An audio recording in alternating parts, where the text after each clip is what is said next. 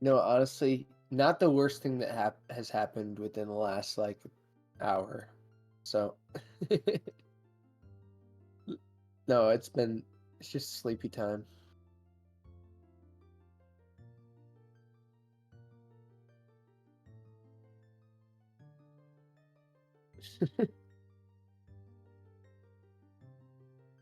Nice.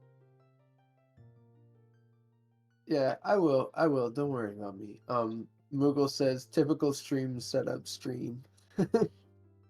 You gotta stream the setup for the stream.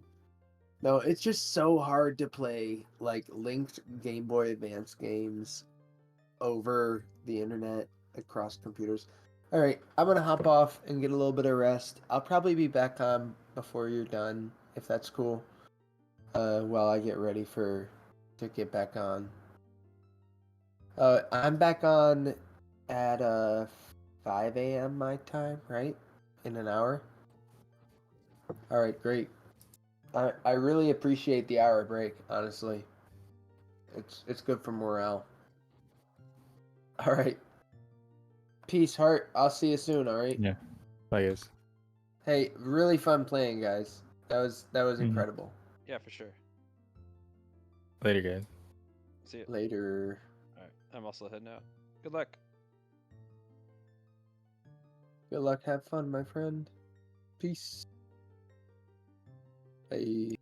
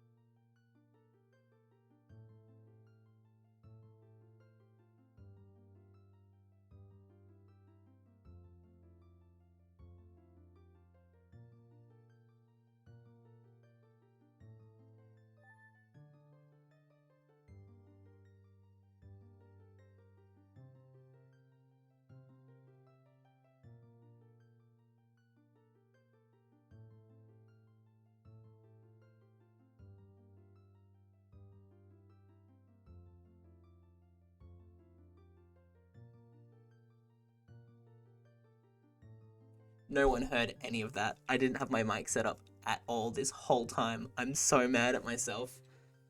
That checks out. Well, let me try that again. Quickly, I just want to say hello, hi, hope everyone's doing good. Hope all are taking care and doing well.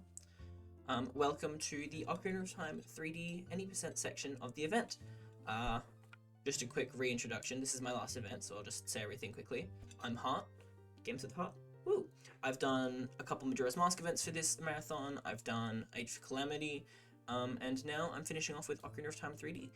This game is very important to me because this is how I first experienced Ocarina of Time, which I know shows my age. I'm a literal child, but I still, nevertheless, this is how I knew Ocarina of Time for a long time. And because it was essentially my first Zelda game, the first Zelda game I finished, and the first Zelda game to show me a lot about, well, the kind of things I would come to value and experiences in video games, it's very, very important to me.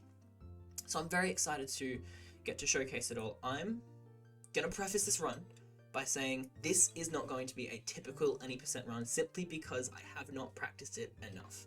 I'll go into it a little bit more as I play, but I put my name down for this event earlier this year, and doing so I said, oh, I can speedrun Ocarina of Time 3D any %. When I started practicing about less than a month ago, I had a look at the route and realized it had changed quite drastically. So I've been practicing so much to try and make sure I can actually do this route still, and I can.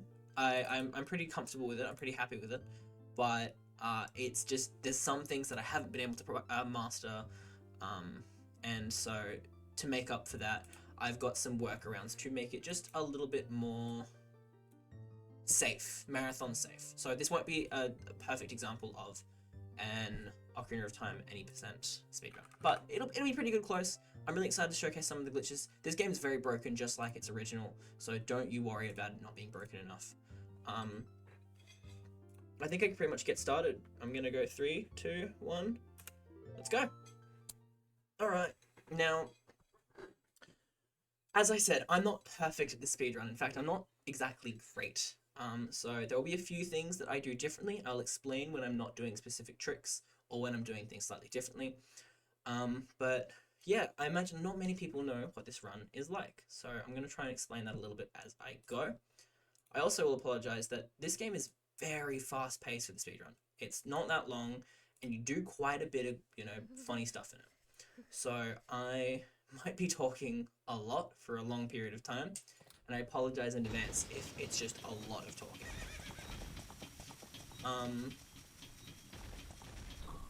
But to make sure I can actually see everything all good, yeah. First thing I'm gonna start talking about is the first, I guess not really glitch, just trick that I'm gonna be doing. Now, this game has a lot of text boxes in the run, a lot. And normally that's fine, text boxes are pretty self-contained and there's not much you can do to speed them up. In this game there is. I'm going to try and get text box skips all throughout this run. Hopefully you'll get to see maybe 1 or 2 in this early set. Oh, that was so clean!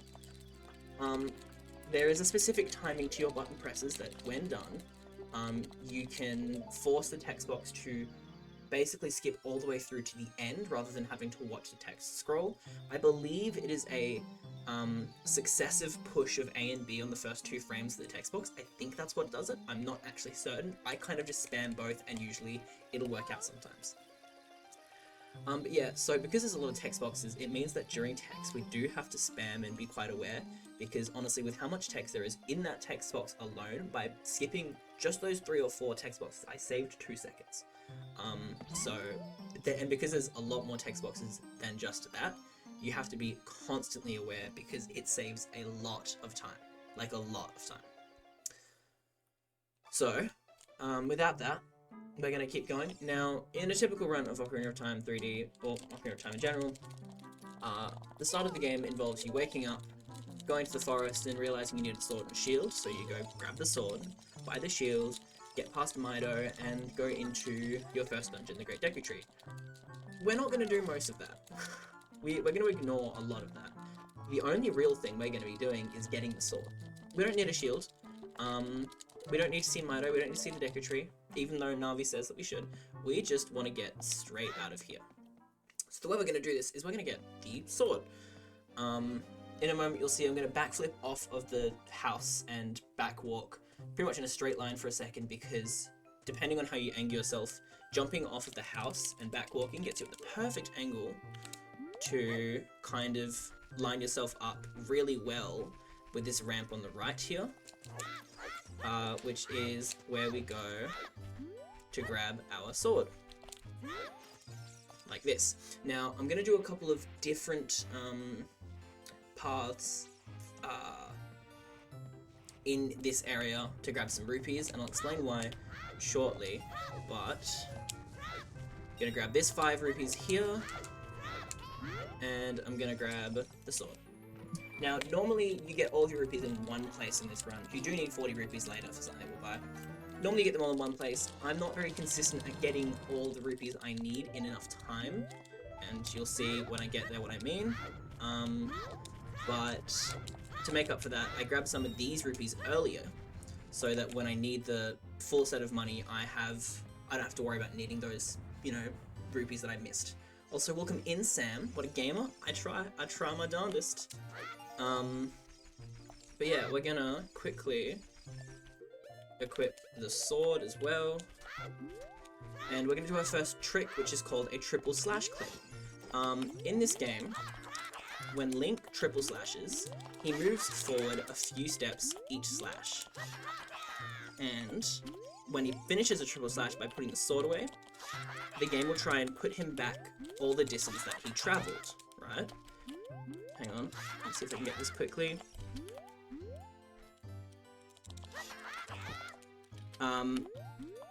If you, however, oh, let me explain this. The thing is, the way it moves Link back is it doesn't say we're going to return him to his original position. It instead basically just tries to manually reverse all of the distance that it thinks he traveled. What that means is that if you are in, if you're in a position like this corner and you slash to recoil against a wall, when the game tries to put you back, because you've recoiled against a wall and already moved back a little bit, I'm not getting this. Easy. Hang on. Oh, please. Alright, hang on, I'm gonna focus for a sec. And there goes my green screen. Oh, this is chaotic. Okay, let me fix things in just a moment. This really sucks for a start.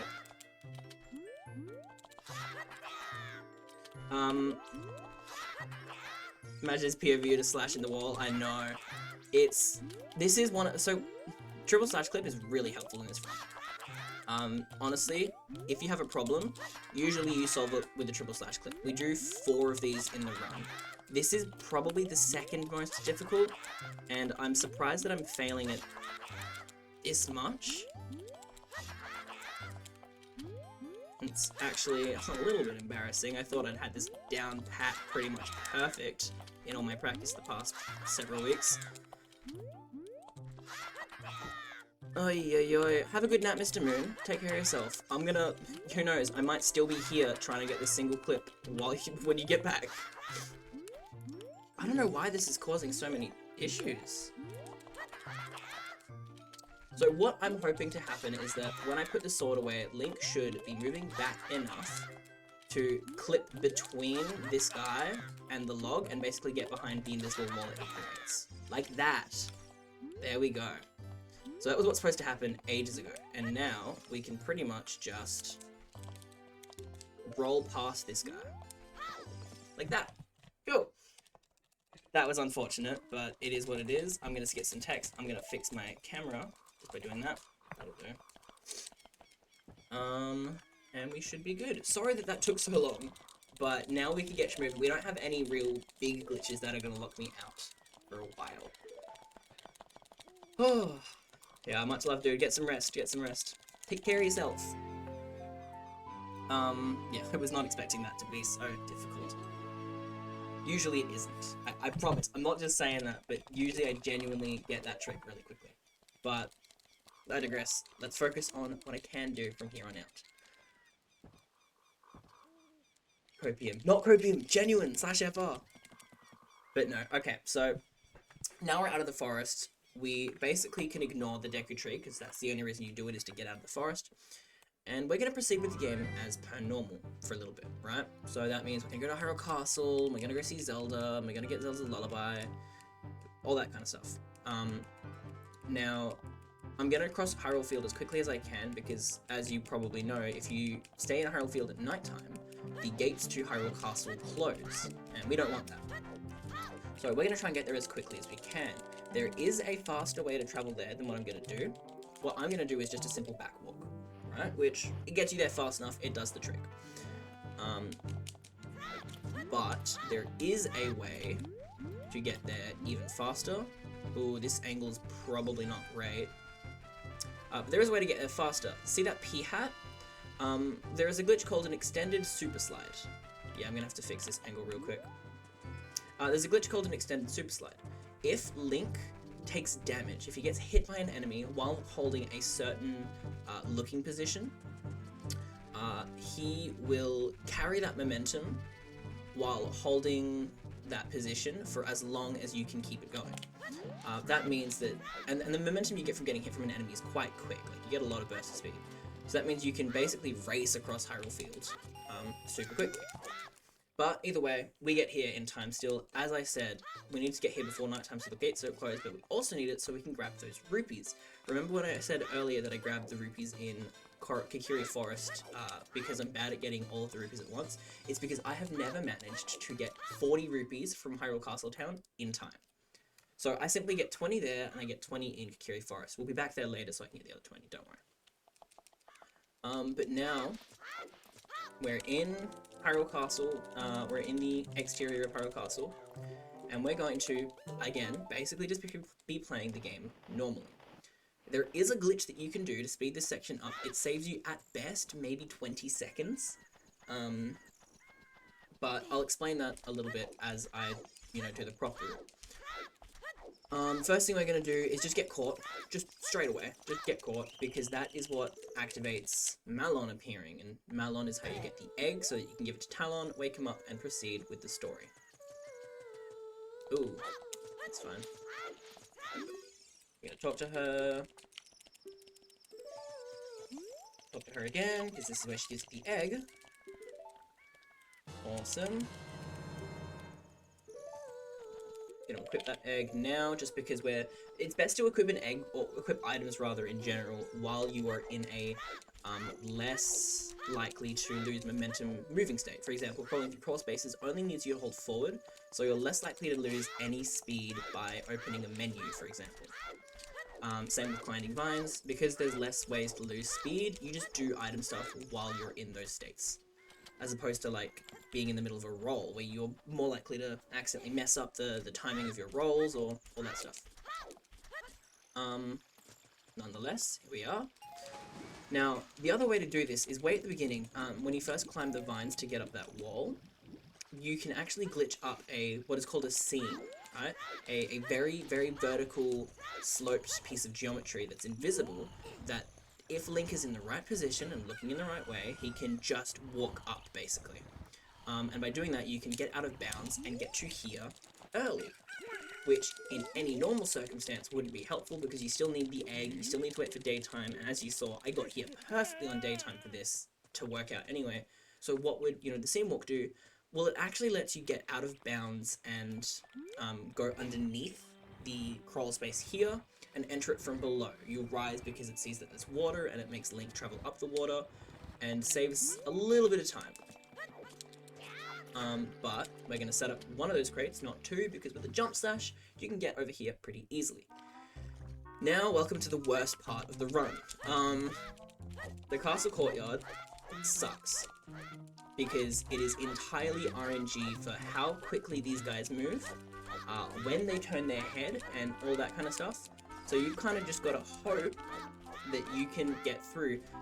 There is, at the very least, some consistency in that if you do frame perfect side hops, which I definitely didn't do for all of those, but I might have got some, the game will almost get me caught, crikey.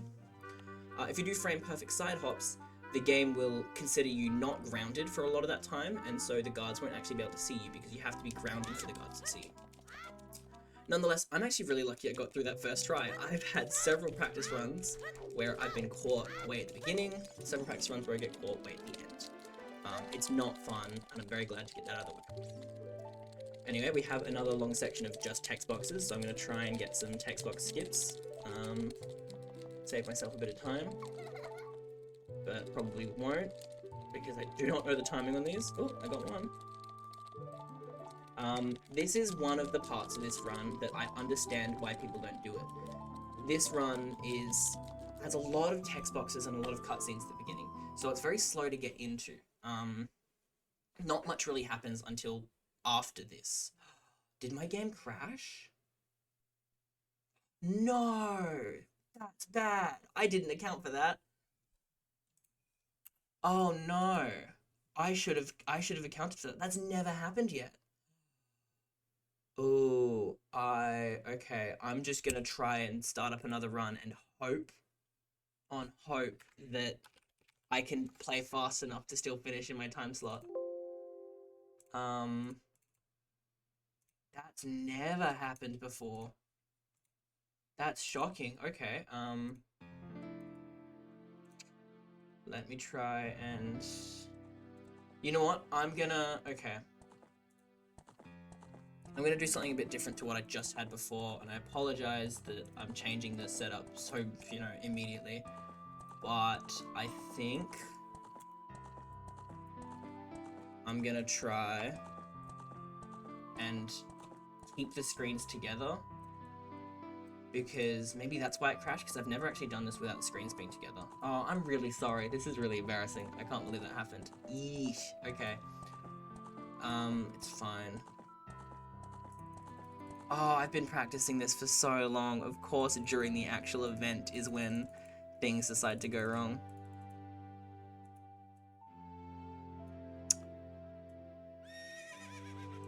Alright, well, this is a less appealing screen. I'm sorry about that. But I'm just gonna work with it like this, simply because this is the only thing I could think that maybe made it crash. How do I reset? Oh, okay, to space again. Cool. My bad. That's... it's fine. I'm just gonna jump straight back into it and restart again. Really, really sorry. Is this... Oh, I didn't even hit start on time. Yay. It's fine.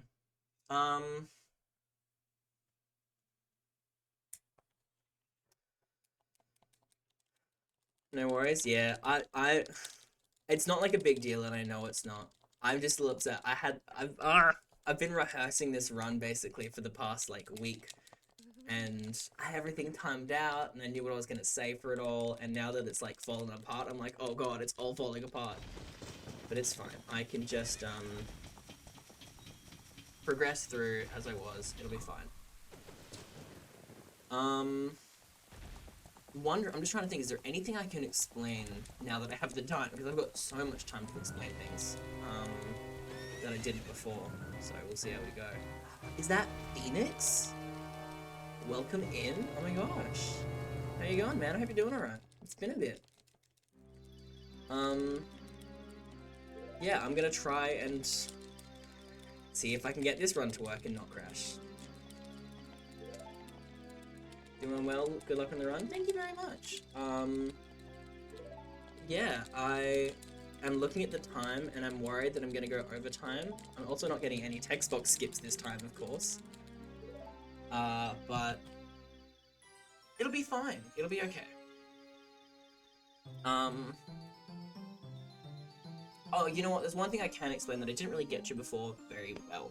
So, as you saw, or as you might have seen, if you only just popped in, you won't know what the run looks like at all yet, so I guess that works out, you get to see it from the beginning. But for those who were in here before, I was talking about the slash clip, and I got very flustered because I couldn't do it very well. Take a deep breath. I'm good. But yeah, I was struggling a lot with the slash clip, but now that I have a second of composure to actually explain how it works, I'll do that, and maybe that'll make it easier. Basically, as I was saying with the triple slash clip earlier, the way that it works is when Link does 3 slashes, specifically the triple slash, he moves forward a bunch with he steps forward with each of those slashes, right? If you put away your sword after finishing those slashes, Link will try and be moved back to his original position at the start of the triple slash. And as I said, the game does this not by saying return him to his original position, it does this by saying move him back this amount of distance, because in a normal situation, this is how much he will have moved forward by. If you align yourself in a corner, and it only works with acute angles, angles less than 90 degrees, and even then it only works for some of them. If you align yourself with that corner, the third slash and that triple slash, or even the first three even, will be banging against the walls and causing Link to recoil, right? And that makes him move backwards more, right? That reverts some of the distance he would have otherwise travelled. By putting away your sword after having banged the wall a couple times and not moving forward as far as the game assumes you have, putting away your sword will push Link backwards into a position that is, you know, either into a wall, which doesn't make a difference, or it'll line up his position with being perfectly into, or behind where the wall should be, right? For example, here, it will try and put Link's sword away and it'll push him behind the guard forest. Because it's trying to move him backwards and it sees that is the position that it thinks that he should be in based on how much movement forwards it thinks that he's made. Which works out very well for us because it lets us get out of this forest without having to do anything. That trick, that triple slash clip, is something that we do a few times in this run. Oh, didn't equip the sword. We do it 4 times. This is the second hardest, I would say. Now I'm gonna try and stay quiet, see if I can get it faster this time. Easy, look at that. Look at that, much better. That was actually really, really good. Maybe it's a good thing the game crashed. Now I can actually do better. But yeah, that's how that trick works, and you'll see me do it a couple more times, and we do a couple variations on it too. So you'll get to see, this run really is having a problem, triple slash clip. I love it for it. But yeah, so to at least keep the conversation going, where I got to before, seeing Zelda, speaking to her and getting Zelda's lullaby, from there, which is where I'm going to head back as quickly as I can now, from there we grab Zelda's lullaby, Impa teaches us, which becomes bar none the most useful item in this run because of what it lets us get. And then we kind of, again, play the game like normally and make our way to Death Mountain and then Goron City. Now, the reasons we go there aren't your typical reasons, and you'll see what I mean by that. But to explain what the purpose of our run is right now. So every run has a goal, right? Obviously it's to beat the game, but how does it make you, how do you get to the end of the game? How do you beat the game? For us, the main goal, really, and it's going to sound strange, is get magic and get Ferora's wind. Which, you know, is very atypical. Ocarina of Time, I feel like most players don't even use Ferora's wind, so why is that something we're so, you know, dedicated to getting? You'll get to see why at the very end of the run. As I said, this is not a polished game as people might think. It's not less broken than Ocarina of Time 64. In some regards, it's arguably worse. And that becomes very exciting when it comes to doing some of the glitches. So yeah, you'll see just how broken this game is to be. But yeah, otherwise we're gonna continue as normal. Ooh, okay, I somehow got the second rupee and not the first one, which is interesting, because I normally never get the second rupee when I do get the first one. But it's whatever. But I now have enough rupees, so that, when I revisit Kokiri Forest, I can get the last of the rupees and have the 40 that I need for, this specific item I need to get. Which, again, I'll go into when I get there. Otherwise, for now, we're back in Hyrule Castle, where we're catching up on when our last run died. I think if I'm fast enough, I might still be able to finish this run on time. I think it's possible for me. It would be a PB, it would be a huge PB for me if I managed to do that. But I think it's possible. I just have to play really, really well. So, again, playing really well, good start. Again, our current goal, get caught, get the egg, get to Talon.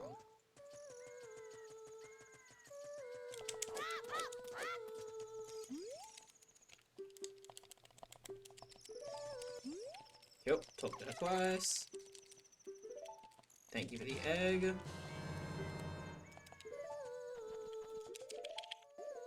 Yep. Whew. I'm really hoping that the guards go well this time. I'm probably gonna play it safe this time just so I don't lose anything.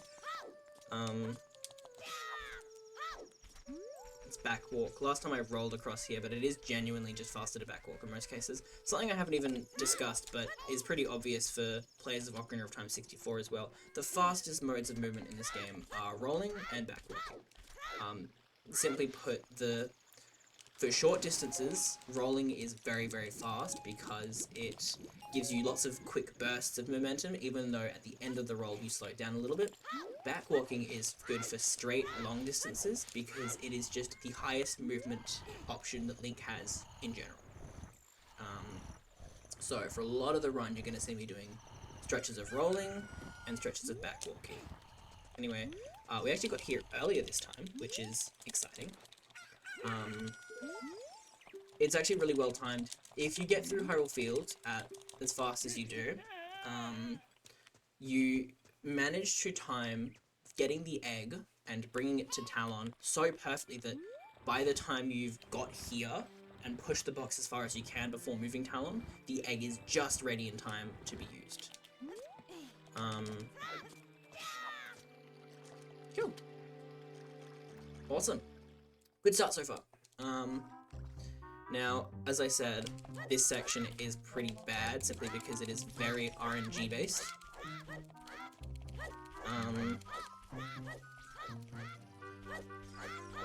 I'm gonna wait.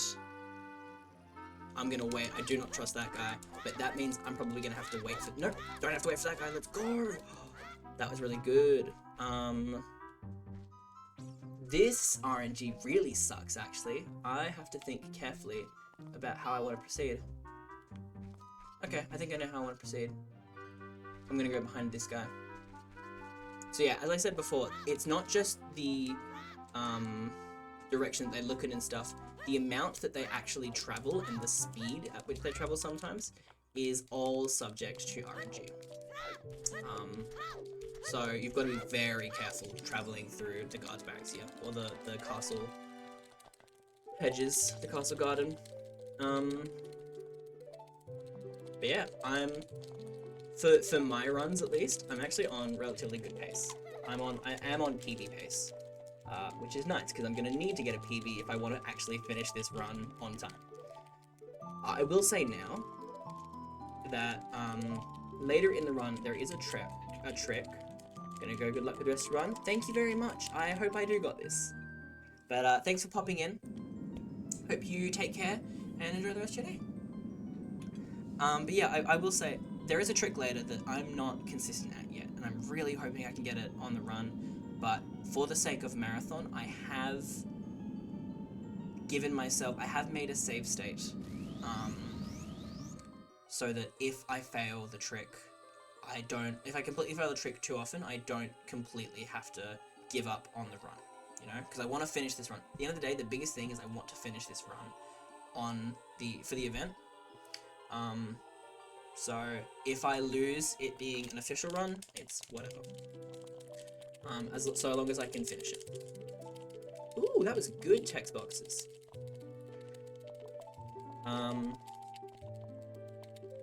But yeah, so I'll explain it again when I get there. But this is, for now, the slowest part of the run. As I said, it's just text boxes, it's just cutscenes, but as soon as we finish the dialogue with Zelda, and then we learn the song from Impa, it starts to get a bit more interesting, and there's a lot of, like, rapid-fire exploits at once. Especially when we get into Goron City, so that'll be interesting to explain. But for now, we're gonna go talk to Impa, and learn Zelda's Lullaby. Oh!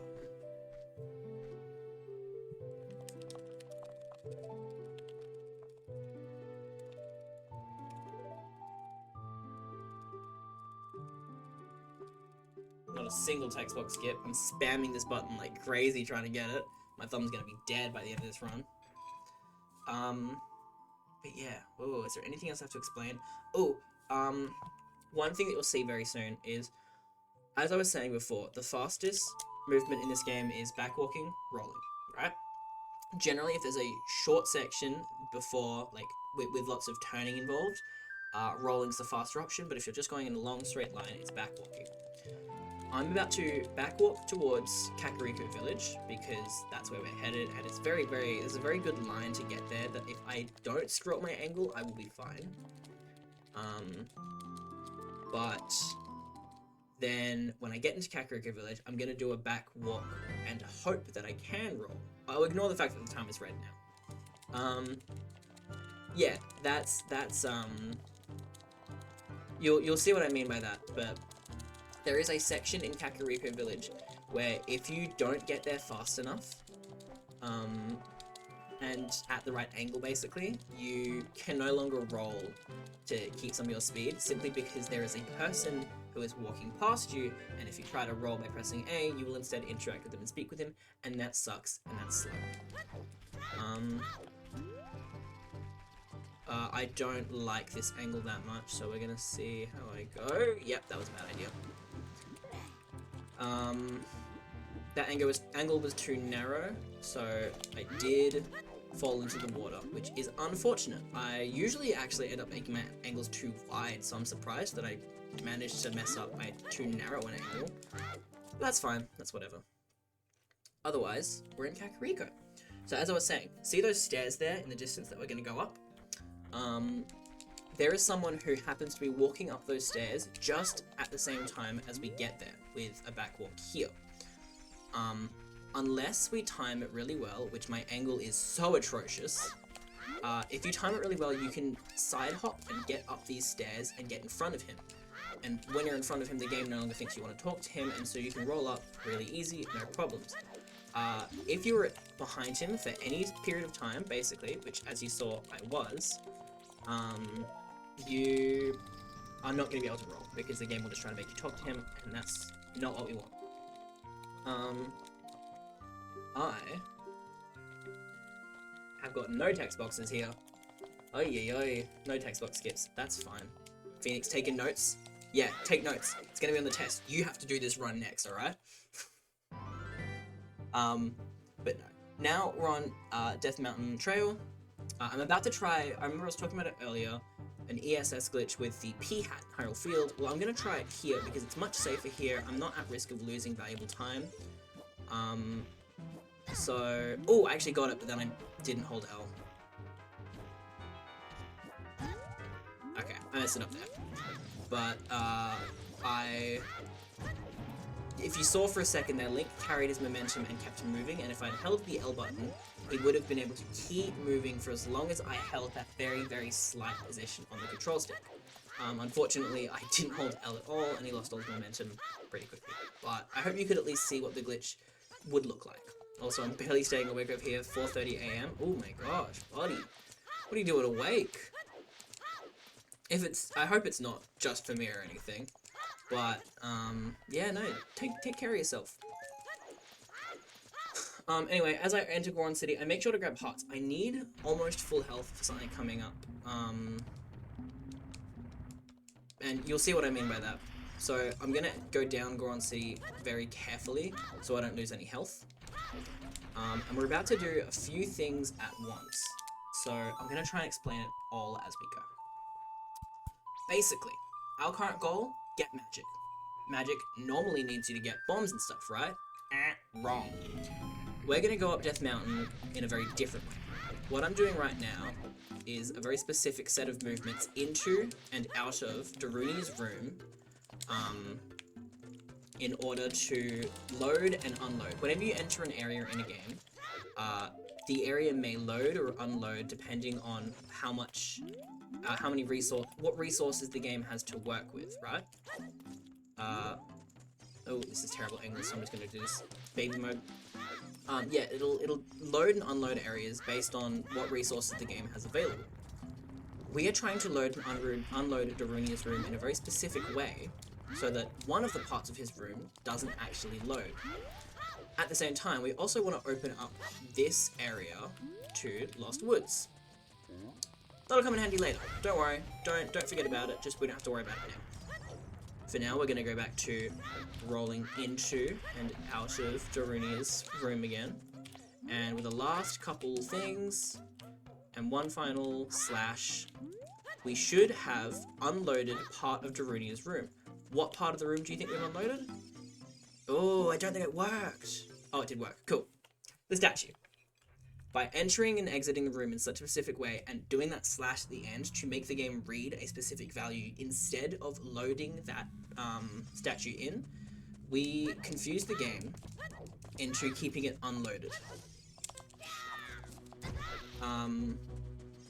Which is really helpful because this helps us get to the top of Death Mountain without ever needing bombs. Normally to get up, you have to break a bomb on a passageway from bottom upwards, and we don't have bombs, so we can't do that. So this really helps. But as I said, the reason we're doing this is to get magic, right? And this wall is still here. How can we get past it if we don't have bombs anyway? Well, with a very specific alignment, we're going to try and do another triple slash clip. Now this one's a bit weird. I'm going to have to explain it after I do it. Simply because trying to explain it and do it will probably not go well for me. But if I can get it, hang on. Let me just make sure my angle's alright.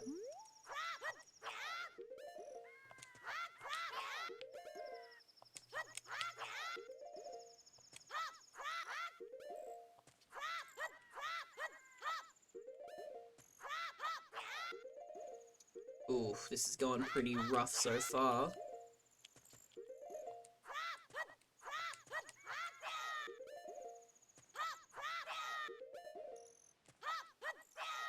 Okay, let me try and realign my angle.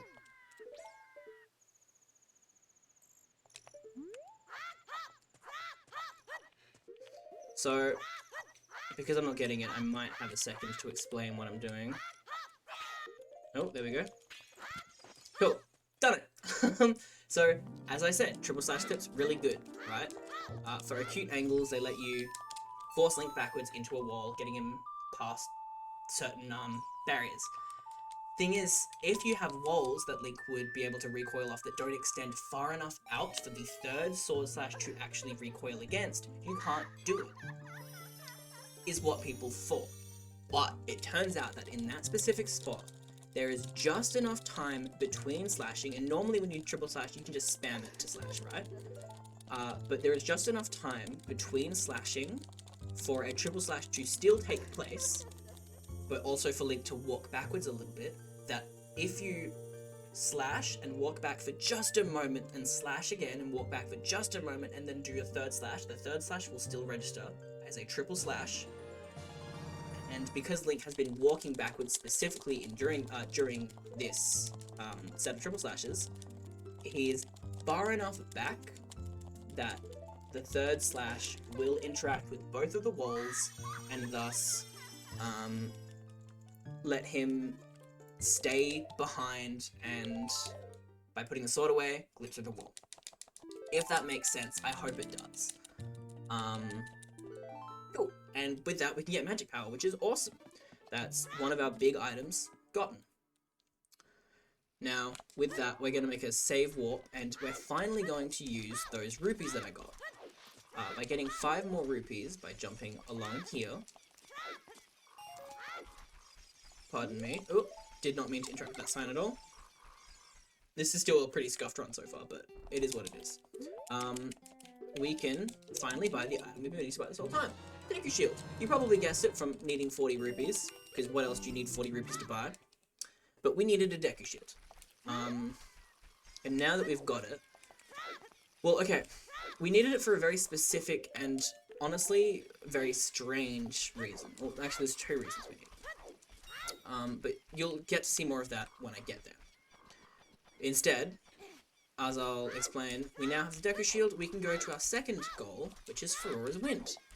Now you might think, Fora's Winds is in Zora's domain. Don't you need to go through Zora's River? You don't have bombs. How are you going to do that? And unless I, well, there's an entrance to Zora's domain through the Lost Woods. Isn't that handy? And then you might think, well, hang on, you need Silver Scale. Don't you need to go to Zora's domain first to get Silver Scale to unlock the shortcut? And to that, I say, triple slash clip. Now, you might be confused, but as I said, triple slash clip is the solution to a lot of our problems in this run. The scenario is that we need to get into here, right? So what we're going to do is we're going to do a triple slash clip so that Link moves backwards and enters an area that we didn't expect him to. Normally this doesn't do anything here, but with Navi, ooh, bad alignment.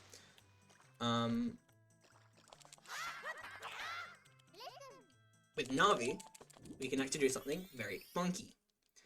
Basically, Link can only interact with Navi when he is in a grounded state. By triple slash clipping, Link is able to move backwards enough when he puts his sword away that he lands on the surface of the water and is no longer grounded. But by putting your sword away through interacting with Navi, which, yes, does put your sword away, Link is initially in a grounded state, letting the Navi interaction take place, but is then pushed backwards by putting his sword away far enough that he is on the surface of the water. Game doesn't like this. It thinks if you're talking to Navi, you have to be grounded, so it sinks Link down to the floor of the water, grounding him. And that just is low enough that we have enough time to swim carefully into the little crawl space and get to Zora's domain, which is very swag. Now that we're here, I'm going to grab a couple items. Specifically, I want to grab Deku Nuts. We need these for the very, very end of the run, and it's not for anything too exciting, but it's our solution to not having a certain item for later on. But now we're otherwise going to get to Zora's domain, or Zora's River, and to get past WW, or not WW, to get past King Zora, instead of getting rid of his letter, triple slash clip. As I said, this game is full of them. That is the last one actually there, so we no longer use triple slash clips. Thank you for your service, triple slash clips. But instead we are coming up on what is, for me, the most difficult trick in the run. I've had a lot of difficulty with this trick, and as a result, I do have save states ready for if I cannot get the trick done. Basically, the scenario is, again, we don't have bombs. You can see why bombs were so important in this run initially, but there's so many tricks that we found that get rid of the need for bombs that it's super, super good now. You don't need bombs for anything. We need to get into this Great Fairy Fountain. Normally, bombs explode the wall. That's no fun. So what we're going to do, and I'm not going to be able to explain very well while doing it, is, if you remember, in Hyrule Castle, I was talking about invisible seams. Oh, and you'll see the effects of it there. Invisible seams, which are vertical geometry that Link can interact with if you move at the right angle and slow enough. Well, there is one here that just happens to stretch high enough that by traveling up slowly, which you should see in a second, I'm holding forward very slightly, and Link gets to travel up this geometry. I think that's... Oh, I pressed the wrong button. There is just enough, however, geometry there that if you climb high enough, you can backflip off of this invisible geometry and land very comfortably. Hang on. Let's do it again. That should be enough height on top of here. This is on top of it. This is out of bounds, but we're on top of the fairy fountain. And now we're going to do another very specific set of movements, which I messed up. We're going to do some side hops and direction changes in order to line Link up somewhere very, very specific, so that with a jump slash, he basically faces through a wall. And this is why we got the shield, because jumping with the shield actually moves Link a different amount of distance than jumping without it. Cool, now this is going to be very precise, so I'm going to try and get it. I'm going to, in the items menu, hold a specific angle, so that when I exit the item menu and use my sword, Link will be pushed off the edge, and by holding this angle and jump slashing at the right time, I should phase through the wall. Ooh, but I did not get it. Now, this is where the issue with this trick comes in, is that if I fail the second part, I have to redo the first part, and as I said, I'm not very consistent at this. So I do have, and I think I'm just going to go with it because I'm running short on time already, I do have save states ready to just try this, so that I can still maybe show you all. But this is no longer like a legit run, which is unfortunate, but what I'm going to do is I'm going to try this again, and I'm going to give it a couple tries, and otherwise I have a save state post this trick, so that I can just continue with the run. That was not what I wanted. Hang on, let's line ourselves up again.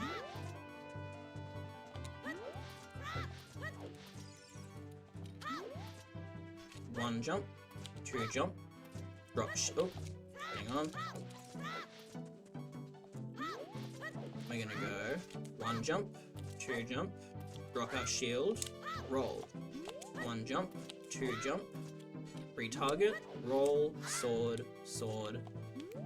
Set up this position, time our slash, didn't get it. Alright, I'm gonna give it one last shot, simply because again, I do not unfortunately have the time.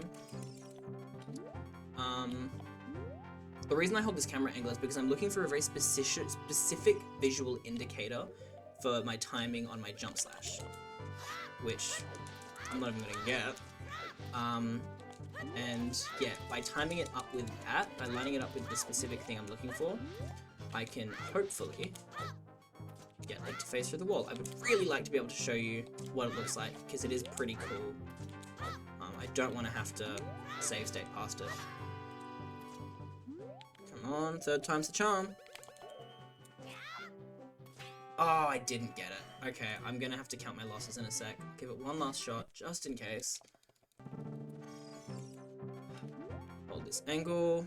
I'm gonna try a different controller angle. Oh, I didn't have my sword out. That's what my issue is. I'm putting my sword away.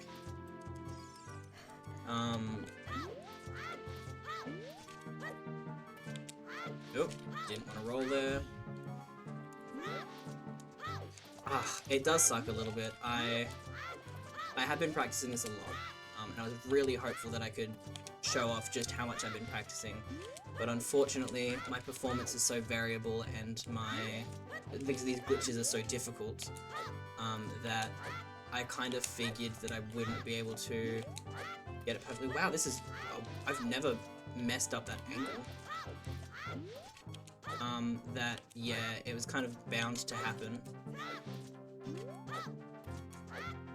But, oh well, it happens, and I'll at least still be able to showcase most of everything. Just like that. At least I got that. That's what should happen. Now we can get in and get Aurora's Wind without ever needing bombs. And that is the last point in time where this game, or the path of this game, would have needed bombs in a normal run. The original 80% run required you to get bombs, because without bombs you can't get magic, and you can't get Aurora's Wind. That's the only reason they made you get bombs. But getting bombs means you have to go to Dodongo's Cavern, and then you have to get power bracelets to do that, and it adds a lot of bloat to the run that wouldn't otherwise be there.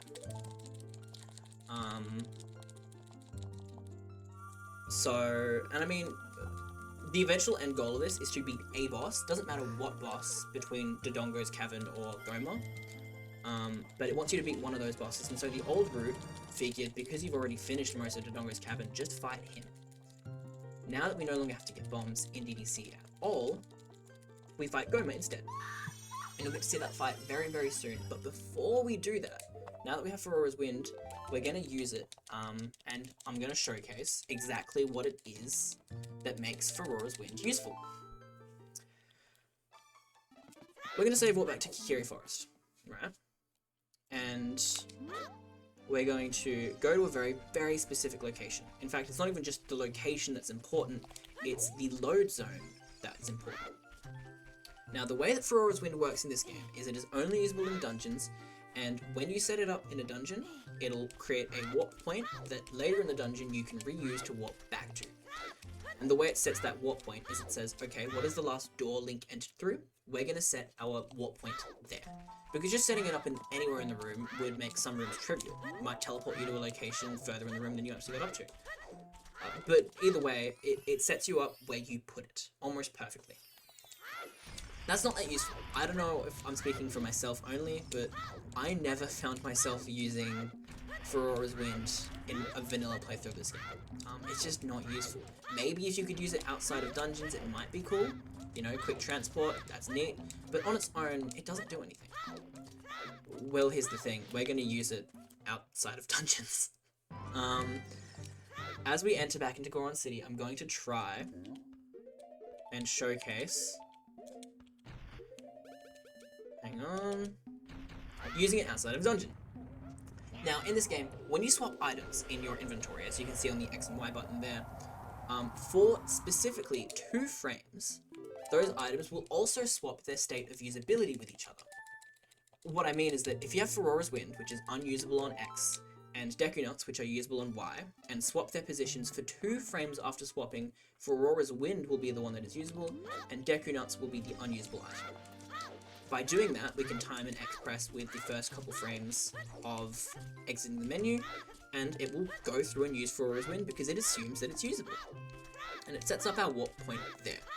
Now, why do we want a warp point there? Well, it's very specific for a reason, and it's based upon how warping in this game works. And when I say warping, I mean load zones, I mean blue warps, I mean grottos, all that stuff. Normally the way that they work is they consider Link's current position, and they consider what type of warp it is, and they figure out, okay, well based on using that warp, Link needs to end up here. Sometimes it's a location he needs to end up in, sometimes it's a cutscene, it's wherever, right? We want to use a warp zone in a peculiar way, however. If Link's in a different state to what the game expects when using a warp zone, sometimes it can get confused. For example, there is a glitch in this game where if you die while entering a specific grotto, the game gets confused and loads him into Ganon's castle. Because that checks out, right? That makes sense. We're going to try and do something similar. Except instead of dying while entering a warp zone... Ooh. Also, heads up, sorry, I'm very bad at this section. I'm very bad at the Deku Tree. I've been grinding the Dodongo Cavern route, so I'm very, very bad at this dungeon. Specifically with the Sculptures. But anyway, we're trying to enter a warp in a peculiar state. Specifically, we want to be warping while warping. You'll see what that looks like in a moment. I don't know why I crouch stabbed that. I've never done that. Yeah. So we're going to drop down here. We're basically right now trying to get to Goma as quickly as possible. Normally you would need to get Slingshot and then do this part of the dungeon like normal, but we're going to do Ocarina of Time 3D's version of Basement 1 Skip, which should... Oh, I messed up. I didn't roll in time. It's pretty easy though. It's pretty consistent. 2 crouch stabs, 2 side hops, a jump slash, backflip side hop. Line up your camera with a set of geometry. Ooh, I'm getting confused as to where to line it up. And you should just be able to roll and jump up. But I, of course, in the marathon situation, am messing it up.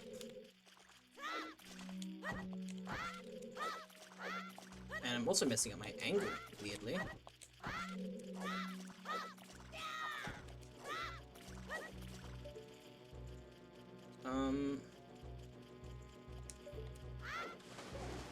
I don't know what's happening with me. Oh, this sucks.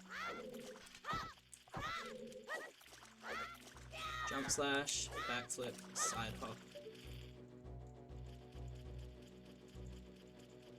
It's definitely here that I'm supposed to line it up. I don't know what's happening. Basically, this jump will let us climb up there, which skips the entirety of the basement floor of this dungeon.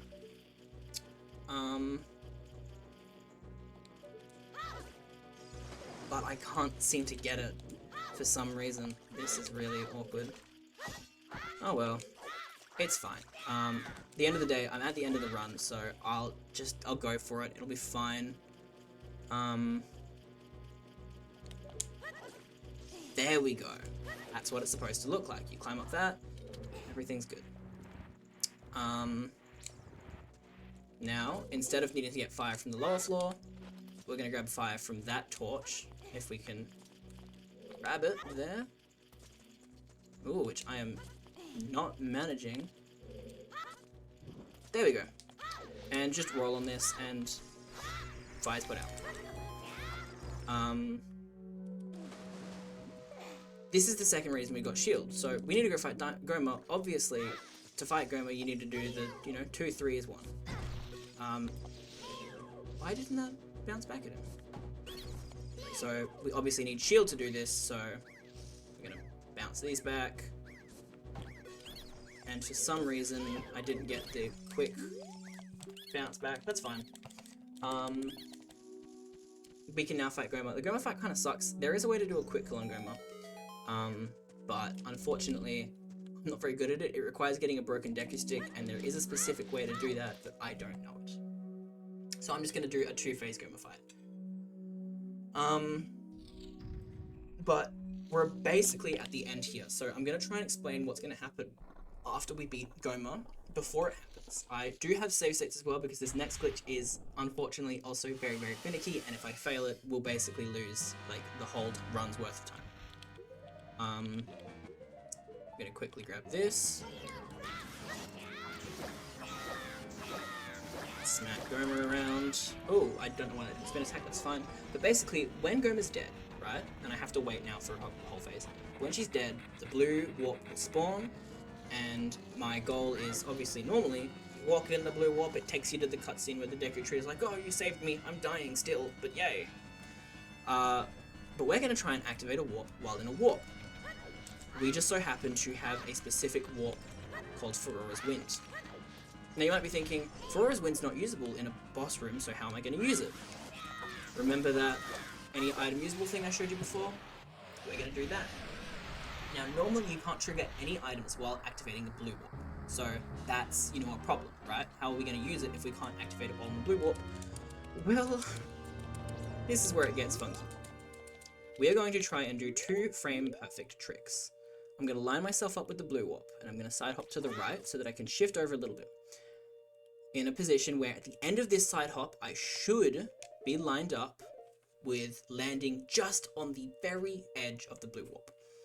I'm going to try and side hop, and literally 2 frames before I hit the floor, I want to swap my Faurora's Wind with my Deku Sticks to make it usable, so that on the next frame, before I touch the floor, I can press the button to use Faurora's Wind, so that on the next frame, when he does touch the floor, the item is used, but the blue warp also activates. So it should look something... Oh. Like... Not that. Ideally, we want to pause before that happens. So I have a state. Normally, if you do that, you kind of lose your whole run, because you have to start again. You have to start from the last save, and I haven't saved at all, so that wouldn't really work. So I have save states, so I can at least showcase this. But what's going to happen when I do this is that we're going to be warping in 2 ways at the same time. The game's going to try and figure out where to warp us. I can't believe I didn't get it that time. That was actually looking perfect. The game's going to try and figure out where to warp us. And in doing so, it's going to carry out both of the items' basically warp functions together.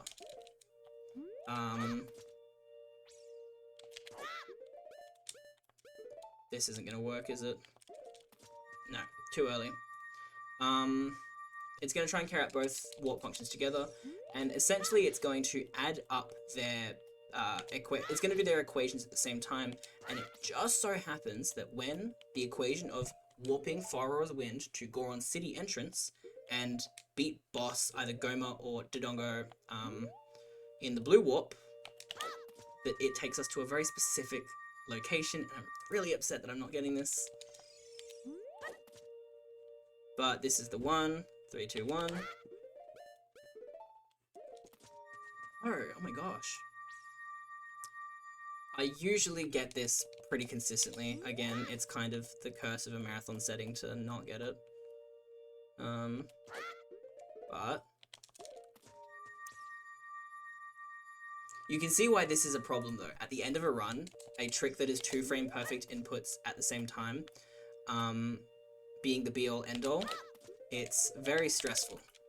Oh, okay, so I got the timing on that, but I wasn't actually lined up with this. That sucks. Oh, that was so close! I'm really sorry that this isn't working as well as I'd hoped. I thought I was so ready for this run. Everything that could have gone wrong has gone wrong. There we go. We've activated these two, and when I press the warp point at the right timing, that's time. It just so happens that by using Faurora's Wind to warp to the entrance of Goron City, while entering a blue warp from Goma and Todongo's boss fights, that the game will send you to the credits. Now, for an ending, I will admit it's a little anticlimactic, and I was thinking of doing a different route that I would have made personally just so I could do a more exciting ending, but it would simply take too long, and I would need to create that and practice that myself, which I didn't have time to do. But nonetheless, this run is one that is super, super important to me because even though it was different when I started it, as a kid, Ocarina of Time was like the first... I know I'm running out of time, so I'm going to make this quick. Actually, let me just check if people are ready.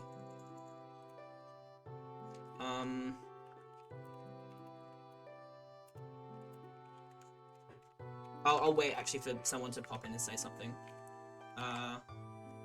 So I've got some time to just talk, I guess, a little bit. But as I was saying, this run's really important to me because as a kid, Ocarina of Time 3D was one of the first, well, it was the first Zelda game I played other than Majora's Mask. But it was one of the first games that I played and decided to kind of take seriously.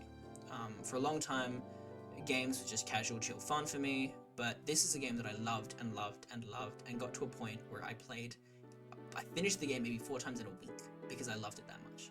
Also, side note, you're going to see credits are very broken right now. Still has the bottom screen, thinks that I'm on a Pona. The credits are going to go slowly, the music's about to cut out, and then it's going to zoom in on some fire and stay there for... It's a whole mess. But this run was super important because this is when I started to take games in a different light, take them seriously, and consider them as more than just what they were, video games. And since then, doing that and taking this game seriously and deciding to get into speedrunning this game and all that has led me to appreciate games in a much more potent light, I think. Since then, I've learned that you can create your own rules when playing games. I've learned that games can teach you things. I've learned that games can tell intricate, complex, beautiful stories. I've learned that they can be expressions of the self and representations of the world or an ideal world or they are so capable of doing so much, basically. And by deciding to speedrun this silly little game as a silly little guy all those years ago, I've managed to put myself in a position like this, where playing games for people is helping people. And as a kid, I would never have dreamed of this. As a 21-year-old, literally at the start of this year, I would never have dreamed that this is something that I would be doing, and yet, here I am. Games are really important to me, and this game was a big point of my life that helped me recognize that. And so the fact that I have the luxury and the opportunity of sharing some of the magical ways that you can experience games in an event like this, just makes my love for the cause that we're supporting, the Child's Play charity, that much more potent. It's a very personal thing, the importance of games to me, and so trying to raise awareness or encourage people to support letting people engage in these kinds of magical, life-changing, world-shaping experiences, it's incredible to me, and I wish...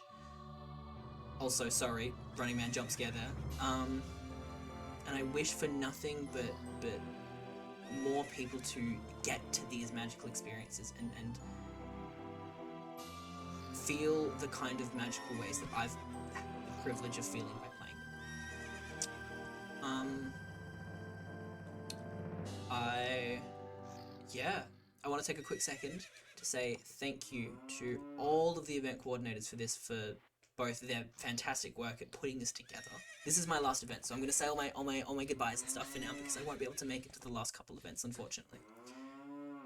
But I do want to say a huge thank you to all the organizers, and event coordinators, and particularly Luna for putting this all together and for choosing to see this little dude, this guy, and saying, I want him to be a part of this. That honestly means a lot to me. It's more than anyone here may ever realize. And I'm super, super, super grateful. And I also want to thank all of the players and the participants for this, for making this such a fantastic and fun time that I won't forget. This is hopefully only the first of many of these marathon charity events that Piece of Heart will get to do, and I'm excited to see where this goes. But I'm already really, really proud of us. We've raised $1,000 for Child's Play charity together, and the fact that we can make that kind of a difference just by playing these games and sharing these magical experiences is honestly incredible to me. But yeah, thank you, and thank you to all of you for helping support this event, this charity, this cause. It's super, super beautiful to me that something as simple as video games can unite so many people under one beautiful goal. And yeah, I'm very lucky to feel united under that goal, thanks to one of our favorite game franchises, one of our favorite series ever, The Legend of Zelda. So thank you all very, very, very, very much for everyone's involvement in this. The people watching, the people playing, the people organizing. And yeah, I'm gonna go check that our next player is ready. Before I head off, but yeah, I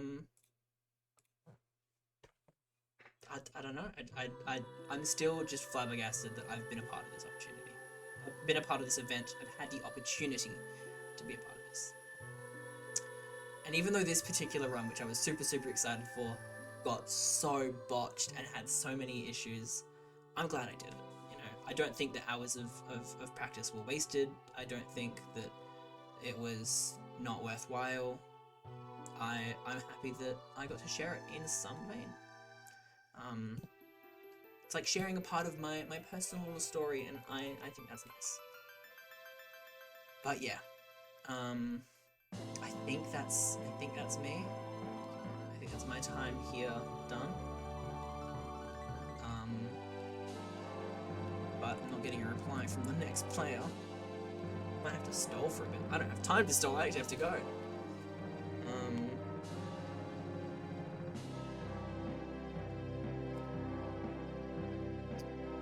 That's fine. It is what it is.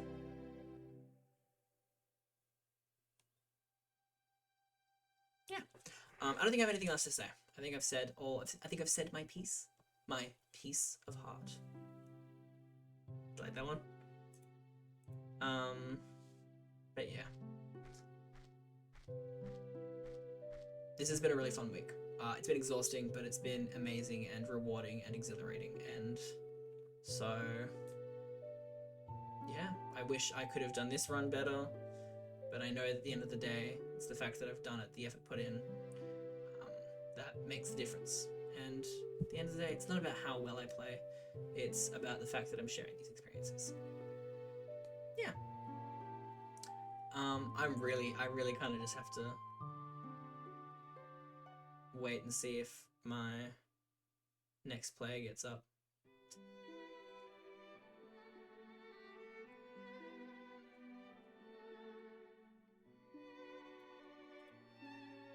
Is there anything I can do? Not really. Nothing I can think of that I can do while I wait.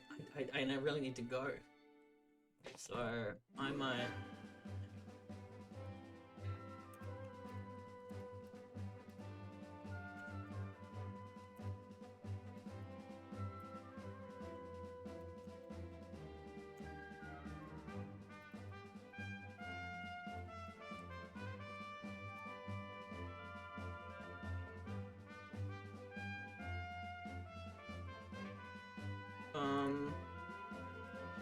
we'll see what happens. You know what? At least we get to enjoy the gorgeous credits of Ocarina of Time reading.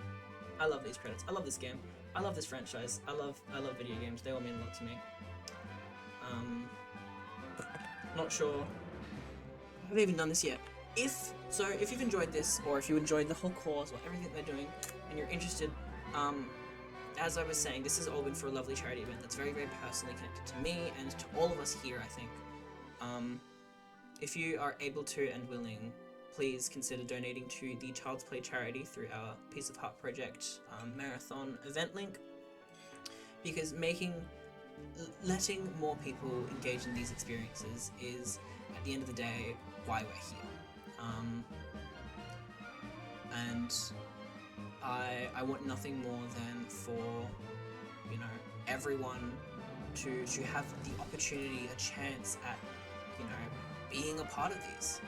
Because, I mean, look where something as simple as games has brought me. Doing this for people. So, yeah, if you're able to, it would mean the world to us.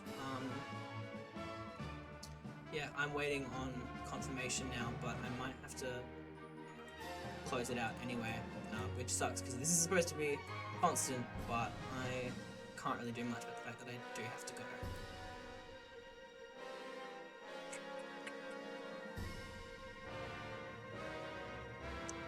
That's alright. I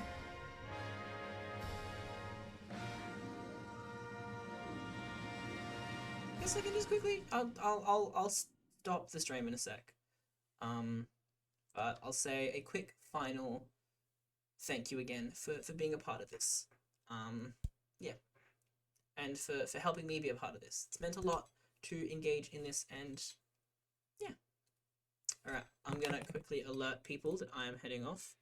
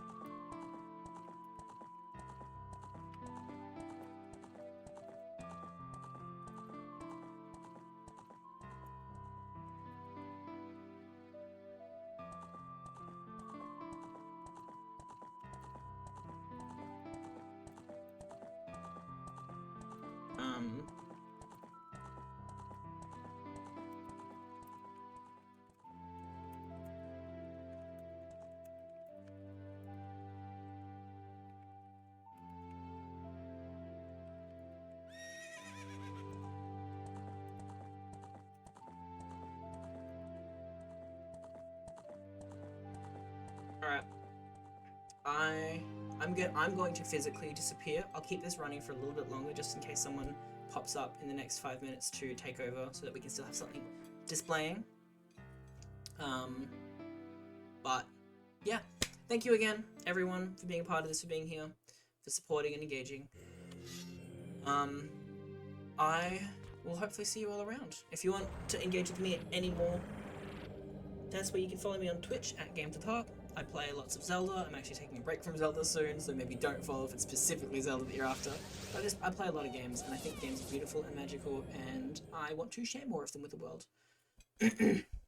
But yeah, I'm going to disappear. If no one shows up in the next couple minutes, stream will also disappear. Very, very sorry. But yeah. Otherwise, take care everyone, and yeah, hopefully see you around. See ya.